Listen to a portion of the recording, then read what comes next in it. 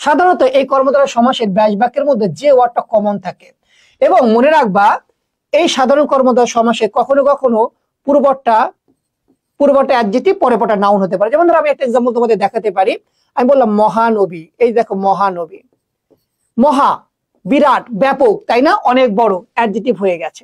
But নবী এটা noun, তাই না? দেখছো, খেয়াল করছো, পূর্বটা অ্যাডজেক্টিভ বাট পরের পদটা হচ্ছে নাউন। যখন দুটি পদের মধ্যে এই ঘটনা ঘটবে তখন সেটা আমরা বলবো হচ্ছে সাধারণ কর্মধারয়। সাধারণ কর্মধারয় সমাসের ব্যাস বাক্য তৈরি করতে গেলে তোমাকে তার মধ্যে যে ব্যবহার করতে হবে। তাহলে কি লিখবো বলো তো? মহানবী হচ্ছে মহান যে নবী হয়ে যাবে, মহান যে নবী, এই যে মহান যে নবী। দেখো এখানে আর কিছু এরকম এক্সাম্পল আছে কিনা?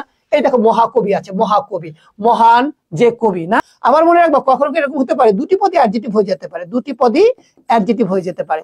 যখন দুটি পদ এরকম অ্যাডজেক্টিভ হয়ে যাবে তখনই সেটা সাধারণ কর্মধারয় সমাস হতে পারে, এবং এর পরপর সবসময় প্রধান থাকবে, মনে রাখবা। এবার দেখো আমি একটা এক্সাম্পল দেখাই। চালাক চতুর, লোকটা খুব চালাক চতুর, তাই না? চালাক চতুর। দেখো চালাক চতুর ব্যক্তি কয়টা? আলাদা নাকি একজন? অবশ্যই একজন। তাহলে দেখো আমি কি বলবো? যে চালাক, যে চালাক সেই চতুর, এই তো হয়ে গেছে, সেই চতুর হয়ে গেছে। তার মানে আমরা মনে রাখবো সাধারণ কর্মধারয় সমাসে পূর্বপদটা অ্যাডজেক্টিভ হয়, পরের পদটা হয় নাউন। মহানবী, নীলপদ্ম, নীল আকাশ, এই শব্দগুলো সবগুলোই কি বলতো এই স্ট্রাকচারে চলে যাবে। আবার প্রতি অ্যাডজেক্টিভ হতে পারে চালাক চতুর। তারপর আমরা কি বলি? মিঠে কড়া, যা মিঠা তাই হচ্ছে কড়া, তাই তো, এরকম হতে পারে।